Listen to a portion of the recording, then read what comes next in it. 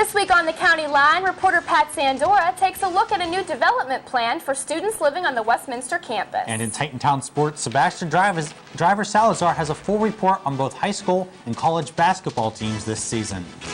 Reporter Elizabeth Ferry gives us a report on what local pharmacies are doing to protect themselves from theft. Aiden has a new partner for On the Road. They go bowling at Colonial Lanes while leaving you guessing who the mystery teammate is. See if you can figure it out. And we're starting a new segment for you tonight on the County Line. We'll feature the top news stories from this week on 88.9 on the County Line. We're live. We're local. The County Line starts now.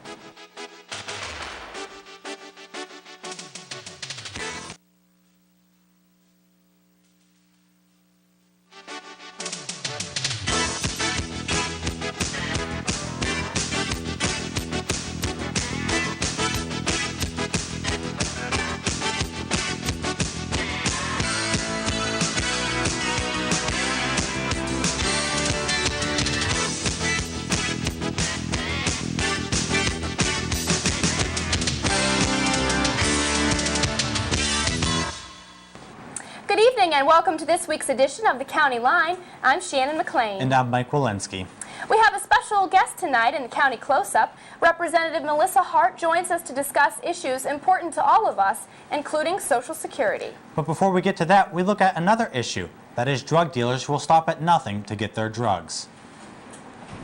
Lately, drug addicts are going to extremes to get their fix. Reporter Elizabeth Ferry went to a local drugstore to see how they're recovering after an armed robbery over a narcotic painkiller.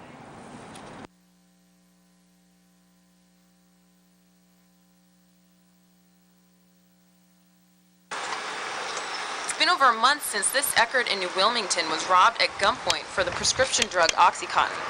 Oxycontin addiction has been a growing problem in our area.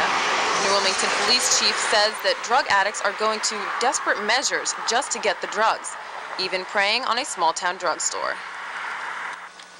It was December 20th of last year when an armed man forced his way through the back door of New Wilmington's Eckerd, demanding cash and Oxycontin.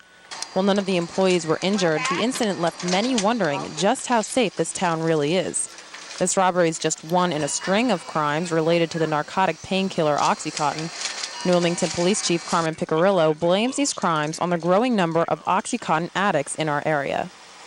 Now that this great number of people are utilizing and addicted to Oxycontin, they're going to find a supply for it in whatever means necessary. Employees at this Eckerd are doing everything they can to prevent a crime like this from ever happening to them again. Picarillo says the store has increased the use of security cameras and improved their alarm system. They're much more alert to who's in the store now. They're much more alert to their closing procedures, and they are certainly much more alert to the fact of what's going on with these robberies. Police are still looking for the person who robbed the pharmacy. Anyone with any information on the incident is asked to call the New Wilmington Police Station at 724-946-8111. In New Wilmington, I'm Elizabeth Ferry for the County Line. Several buildings on the Westminster College campus are currently going through some small renovations, but there's a bigger construction project in the works. The County Line's Pat Sandora dug up some new information about the proposed build. While signs of construction on the Westminster campus are small right now, a major construction project is on the way in the next few years. The college is awaiting for permission to start a $3 million build on new student townhouses. Once okayed by the Board of Trustees, Associate Dean of Student Affairs Molly Mistretta says the first stages of work will begin on the long-awaited project. We have been talking about this for many years on the campus, and primarily the first need is that students, and particularly upper-class students, want a more independent living environment. And we recognize even here at Westminster, it's hard to provide that with the small amount of single rooms we have. So definitely one is it's what students want. Number two, we're also looking at the fact that we have some older residence halls and are housing students maybe in some areas of the residence halls that we would like to look at not housing them in anymore. Both Mistretta and Dean of Student Affairs Neil Edmond say the townhouse project will bring a boost to the area, both academically and economically. What it means for the college is our students finally get what they want. They've asked for years. The town, there may, as Molly was suggesting, there are some implications with regard to how many students would be living in apartments off campus, and the landlords have already asked us, what does that mean? The fact that there is a lot of work that goes into building an apartment complex that could impact the local community economically, and in terms of where we buy the landscaping material, where all the construction material comes from, and who we ultimately hire to build it. So I would say definitely it would affect the community. This empty field behind Russell Dormitory is the proposed site for the new apartment complex. Westminster already has 8 dormitories and doesn't expect to see an increase in enrollment. So why build new housing? The administration says it's to keep up with the competition. Everyone around us has had apartment-style housing for years, really. I think we're a little bit behind the scenes in this, and so it's really incumbent upon us to get it done now, get it done quickly. The first phase of the project will house approximately 60 students, with the possibility of more phases being added in the future. No groundbreaking date has been set as of yet, but the first students to live in the new townhouses can expect to move in the fall of 2006. At Westminster College, I'm Pat Sandora for the County Line. Westminster College has been a part of the local community since 1852. Although the beautiful campus is nestled among farms, that does not mean that this educational haven does not have a big impact in the area in which it lives. The estimated 2004-2005 local economic impact was $81.5 million, and $29.2 million of that was spent locally. However, Westminster brings a lot more to the local community than just money. Celebrity Series showcases a variety of nationally renowned artists and entertainers. Westminster is also known for their 4th of July celebration, which attracts more than 9,000 spectators annually. If the community needs a good book to read, they can go to either the J.S. Mack Science Library or the McGill Memorial Library to see what they can find. So next time you're in the New Wilmington area, stop by the campus and see what's happening. While Westminster is busy developing their new townhouse complex, Grove City College has a similar project in the works. President Richard Joel recently announced plans for 2 major projects that will enhance student life. The first project is a renovation of 2 dining halls that are nearly 40 years old. The updates will include state-of-the-art kitchen equipment and a more intimate dining setting. The second project is the construction of apartment-style housing on the lower campus. The estimated cost of the project is $10 million. Grove City College plans on borrowing the money and paying it back from student charges as they begin living in the new apartments. Grove City College says that tuition will not be affected. 3 years ago, the media hailed him as America's youngest mayor, and he was sworn into office in Mercer at the age of 19. His celebrity status afforded him television appearances, international travel, and even a mention in Teen magazine as one of America's most eligible bachelors. Now Mayor Chris Portman has quit. Portman sent his resignation to council members just before the new year, and council recently swore in Steve Van Wert to fill the remaining year of Portman's term. This week, we're starting a new segment on the County Line. Justin Egley is here to give us this week's local news stories from Titan Radio News on 89 on the County Line. Titan Radio Digital 88.9 News brings you local news now. Good evening. I'm Justin Egley with this week's top stories from Titan Radio News on 89 FM. Time Warner and Comcast gave a joint bid Monday night for bankrupt Adelphia Cable. The bid ended at around $17 billion, roughly what Adelphia owes in debt. Adelphia went bankrupt last fall following a financial scandal with company founders. The company is the primary provider for Lawrence and Mercer counties. Born to Run may be back on its feet. The 32-acre Springfield Township Sports Complex closed in December after owners filed for bankruptcy. But now the bank in control of the center may allow it to reopen. New Wilmington Police and Westminster College Security are still looking into allegations of a sexual assault case involving college students. Westminster's Dean of Security, John Lechner, says they're looking into alleged events that occurred this past weekend at a location off campus. Investigators cannot release any information at this time. Methamphetamine abuse is an emerging drug problem in the surrounding areas. Lawrence County DA Matt Mangino held a forum last week to educate the community. He hopes that by having public discussions, they'll be able to prevent meth from becoming a major problem in Lawrence County. State Representative Frank LaGrotta says he's introducing a bill this week to fight animal cruelty. The measure would provide for local humane officers, giving them the power to investigate and arrest people accused of animal abuse. Here at Westminster, the oldest building on campus is getting a facelift. Old Main has was constructed in 1929 after a fire destroyed the previous building. It will now get a $3 million in renovation. That was your 89 on the county line, and to keep up to date every weekday, tune in to Titan Radio for continuous news coverage. For more County Line is on the way. The state of Pennsylvania has a new Megan's Law website. The site offers important tools to protect families against sexual offenders. Lawrence County District Attorney Matt Mangino says the website is a great way for parents to be aware of their children's safety. He says do your homework and check out the online photos and show your children what the offenders look like and where they live. Talk with your children about neighbors they can go to for safety in the event of an incident. Also, teach your children how to dial 911 in an emergency. Please keep in mind that the website is designed as a tool to help protect the public. It is not intended to threaten, harass, or intimidate sexual offenders. The website can be found at www.pameganslaw.state.pa.us. Yesterday morning, good old Punxsutawney Phil saw his shadow at Gobbler's Knob. Now we all know what this means. 6 more weeks of winter. While the groundhog was the main attraction, there were plenty of other activities to keep the crowd busy. Live music, breakfast buffets, and fireworks easily made the cold weather more bearable. To find out more about the history of Phil, you can visit his website at www.groundhog.org. This week, Aiden gets a new partner for On the Road. They head down to Colonial Lanes in Newcastle for some bowling fun.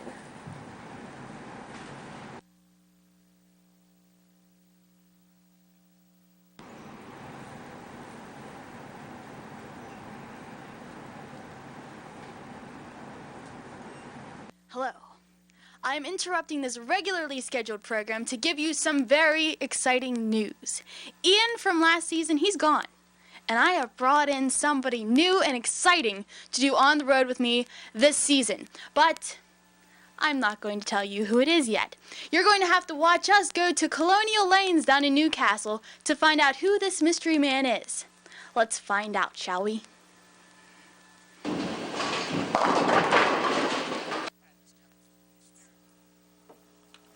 This week, Aiden and I took a trip on the road to a place you'll want to go when you want to have a good time. Colonial Lanes has more than just bowling. They feature billiards and arcade games as well. And, of course, the number one reason anybody goes bowling... The shoes! Yes, Aiden, they have shoes there. They do have bowling shoes. They're kind of required. But anyway, we also took a look behind the scenes to see what goes on in the inner workings of the bowling alley. The most fascinating part was they had these cute little animations that came up on the screen every single time that you had like a different hit, or like if you delayed bowling in any way, they'd have different stuff. And they showed you like where to roll the ball when you make a mistake. Like if they show you how to roll towards a certain pin. Exactly, it was very exciting. The 7/10 split and all that stuff. It's a pretty cool place, and it's all very exciting there. Yes, but enough about Colonial Lanes. It's time for me to introduce to you my new on-the-road partner, Mike Walensky. Yes, that's me, guys, and I'm very excited to be doing On the Road with you this season. That's it for this week's bowling extravaganza. Join us next week when we go On the Road. Mike, it was you. It was me. I am Aiden's new On the Road partner. We're looking forward to a great On the Road season. Tonight, we meet a man whose passion packs a punch. He's a local glass factory worker who spends much of his spare time fighting with his students. But that's exactly what they want, as he's a martial arts instructor. Photojournalist Phil Webster introduces us to Mark Koch, who dreams of making martial arts his full-time career. My name's Mark Kolich. I'm from Beaver Falls, Pennsylvania. I teach it's called Chindo. It means Chinese Indonesian. It's a modification of the Punxsutawney system. Punxsutawney being actually a Dutch system when the Dutch were in war in Indonesia. I trademarked it under Chindo because ours being a Chinese Indonesian system, which there is a lot of combinations over there, it gets away from all that. Well, you have to know the spiritual portion of the art. They'll pray to the gods of the trees to help give them a good outcome in combat. Or like they'll do their crawling based off the constellations. In other words, if the constellations were set up a certain way, they'll crawl because that was like asking God for a favor. Ours is Punxsutawney. It's actually Punxsutawney, which means hitting. Returning fists and feet or beautiful flowing water. Punxsutawney, right. And the idea was, it's based off of, like I said, not a consistent movement or an active meditation. It's telling your attacker where you want him to hit you, not where he wants to hit you. What you do is you crawl. The crawling camouflages the intent of the attack. I would come in with subtle openings. When the person thought they had an opening, I would throw in strikes at that opening. I'd like to get my system promoted to where I can teach it full time, but the thing is, I love to do it. It's not boring, it's not stagnant. Got no money.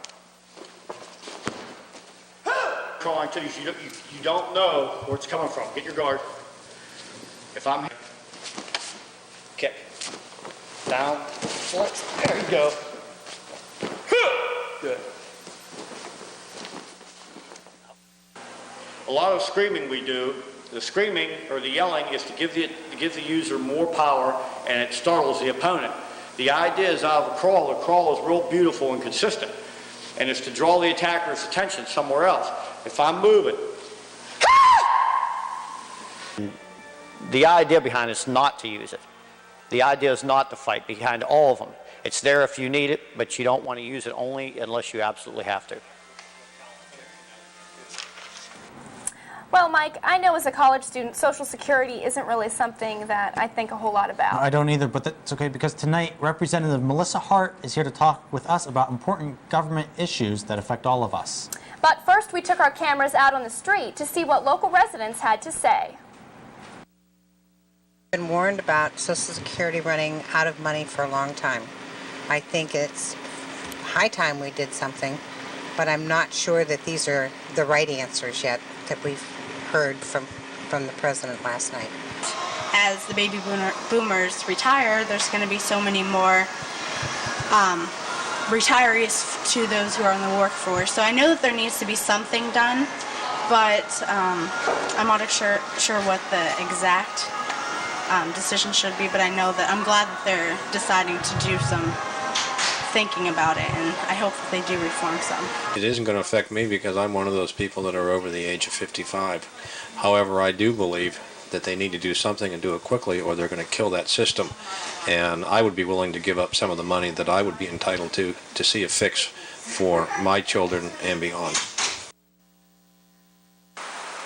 Welcome to tonight's County Close-Up. Tonight we're chatting it up with Congresswoman Melissa Hart about the 4th District and Lawrence County, what's going on in the area. Earlier this week, she was actually at the UPS Distribution Center to talk about international postal law and postal competition in the area. So we're here to talk to her a little bit about that and other things that are going on in the constituency. Thank you so much for being here tonight. My pleasure.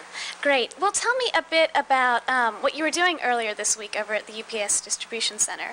We had an opportunity to meet with the management and the drivers, which was actually a lot of fun, to talk about a couple of things. They're worried about some competition from actually a foreign country's postal service that's actually now in the United States competing, DHL, and we want to make sure that UPS, an American company with a lot of American employees, is able to stay strong. We want to make sure that the competition between the two is fair, but it's tough when you have a foreign government that actually supports the company.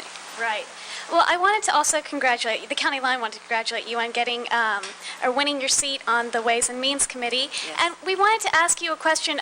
The word privatization of Social Security has been thrown around a lot, and I know that you don't like that term. Can you tell us a little bit more of the term reform of it? Can you tell us a bit about what's going on with it? Yeah, I mean, the word privatization basically means that you're going to take a government program and you're going to move it entirely into the private sector so that some private company will run it. That's not what this discussion is about at all. In fact, no one's even proposed that in Washington. We talk about the personalization of a Social Security account because each one of us, as we work, pay into the Social Security fund. But if we die before we start receiving that Social Security, we don't see a dime, and our heirs don't see a dime either. What our plan would do, and some of the plans, I should say, there's a number of plans out there. The President's plan, the one that has been the most talked about, would take half of the money that a person's paying into that Social Security fund and allow it to be placed into a private account with their name on it, a personal account. And that account would be very similar to a 401k or other retirement investment that they can't touch. So it's a safe plan. It's right. Okay. They can't touch that account until they retire. So younger Americans should feel confident if this goes up. Absolutely, and so should Americans who are currently receiving Social Security benefits. In fact, their benefits would not be touched at all. The idea is to somehow find a better way to fund a better benefit for people to depend on in the future for Social Security, because Social Security benefits will not be there for people who are young today. The ratio of workers to people who are receiving Social Security is now 3 workers for every 1 person on Social Security. And just a few years down the road, it'll be 2 to 1. And then there'll be more people receiving Social Security than there are people paying in. And so the system we have now just isn't sustainable. Gotcha. Well, I wanted to ask you as well, U.S. Air obviously has a big impact on our area. What do you think about Southwest maybe moving in and how it's going to affect the area? Well, I think really when people around here, too many people have been dependent upon their job. U.S. Airways is their job. And so it's very difficult to have that company having kind of going in and out, and we're really not sure what their plans are for so many years, and just recently now having lost 800 or so jobs for reservationists, it makes it tough. But they've been the largest airline. They're one that we've depended on here for years. So having Southwest come in to fill in some of the gaps that U.S. Airways created is a great thing. I think it'll help us to stabilize air transportation from Pittsburgh. Do you feel in some way that it's more of a Walmartization of U.S. Air, or just of airplanes in general, the idea that more of them are coming in, or do you think this is a good thing for the area? I think it's going to be a good thing. Okay. We've been so dependent on U.S. Airways, which has started to cut service and cut employees, that we really do need to give another opportunity to others who want to work in the airline industry and to those who need flights out. That's very true. The competition will help us, I think, and it'll also help people with fares. Well, thank you so much for coming today. We really appreciate it. And if you would like to get some more information on your Congresswoman, Melissa Hart, you can just go up to her website. It's hart.house.gov. And thank you again, and I wish you a good rest of your week. Thanks. It was nice to be here. Thank you. Stay tuned for more County Close-Up, or County Line after this. Okay, girls, 3 o'clock. What is he looking at? Oh, so has scored again. Open your window, say something. Oh, he's really gonna down. Hi. Hi. Hey, guys. Hi.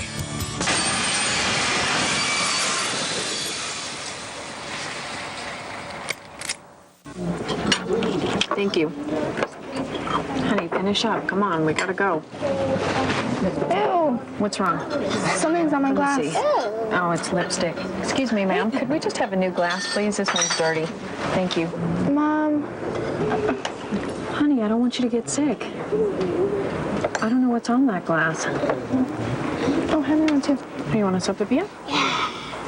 There you go. There's some honey right here, too.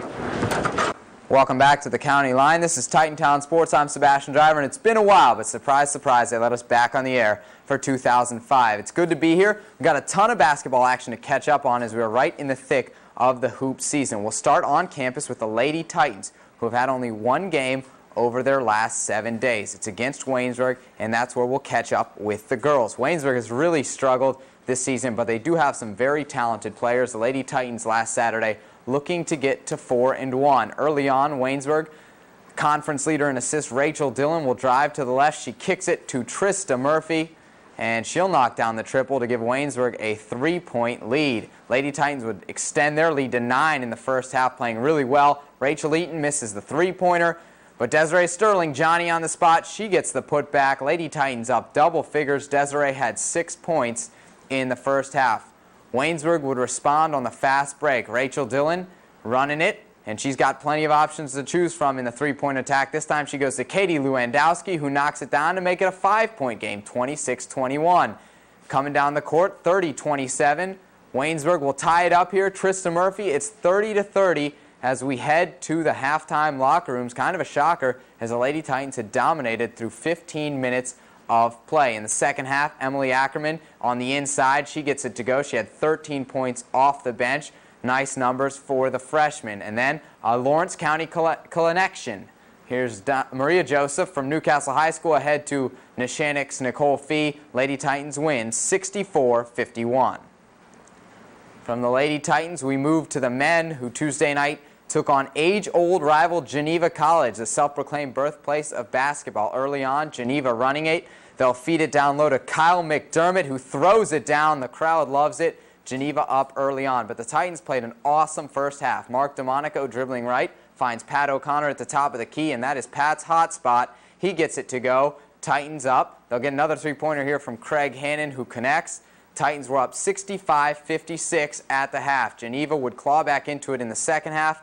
thanks to a very active student section. Nate Conley with the ball, and he will drive against Markey, gets the runner to go. Geneva up 99-95. Titans call a timeout, but in the game's waning moments, just too much, as reserve guard Mike Ross here hits the three-pointer. Geneva goes on to win 125-116. Titans fall to 13-7. Now that by no means an embarrassing loss for the Titans, as Geneva is a scholarship program and they compete in the NAIA, at least for now. Published reports have indicated that the Beaver Falls College has taken the first steps towards potentially joining NCAA Division III. Now Geneva officials are being very careful about stating just how interested they are, as the Golden Tornadoes are one of the NAIA's charter members since 1940, so it's a long tradition. Where would Geneva end up if they land in D3? That's right, folks. Best fit would be the President's Athletic Conference. Now, with all the transition periods and stuff, this is still at least 5 years down the road. But next week, we're going to take a closer look at what the move would mean for Geneva, the PAC, and one of the great rivalries in any sport, any level in Western Pennsylvania. High school basketball season nearing its final stages, so we have just a couple more games before playoff berths are handed out. A big one at Union Tuesday night. Scotties and Western Beaver. So much on the line in this Whippeal Section 1 Single A matchup. Union always a good crowd, and early on they would get things going. Adam Moore hits a three-pointer, 3-0 Scotties from the get-go. And then the Union defense steps it up, as Bobby Burks, who plays for the football team, gets a steal, runs it down court to John Warren. He connects 8-0 Union. The Scotties in control. Western Beaver keeping it close. Here they get a three-pointer from Justin Linson, and it's 11-9, a two-point game. Now we go to the last possession of the first half. Watch Bobby Burks go to work at the top of the key. He'll drive in, beats his man, and kicks it to a wide-open Nick Menachino in the corner for three, 30-22, heading into the locker room. Union up 8, everything going the Scotties' way. But in the second half, things would turn around as Western Beaver came to play. They needed this one, too, to get their playoff hopes back on track. Ryan Ricketts from the corner gets it to go, and we're all tied up at 34. Union would respond through Bobby Burks, who had a monster night. Here he hits the triple, 3 of his game-high 23 points, but just too much Western Beaver. Here comes Ricketts again on the fast break. He beats his man into the paint after hitting a long 3, now goes inside, hooping the harm with his team up 1. Western Beaver wins 60-53. Now make sure not to miss out on any of the action this week on the Westminster Cable Network. After the county line, we're going to show you the Union and Western Beaver game. That's at 8 p.m. Now we'll send it over to the news desk. That does it for this week's edition of the County Line. And next week, Sebastian will be updating us on our local sports, giving us all the scores and stats. That's right, and I'll be going on the road again with Aiden. We hope to be checking out some local Mexican cuisine. And we'll have more of the local news stories on 88.9 on the County Line. Stay tuned to the Westminster Cable Network. As Sebastian just said, we will be re-airing the Western Beaver vs. Union game that was taped on Tuesday night. And we leave you with vids from Punxsutawney Phil. So you saw a shadow again. 6 more weeks of winter coming our way. A little bit of snow today, so You might be unfortunately, right. I think he's right. No early end in spring, I don't think so. Yeah. Have a good evening. We eventually start a line over here on the right, and we come up through, and if we have enough time, you can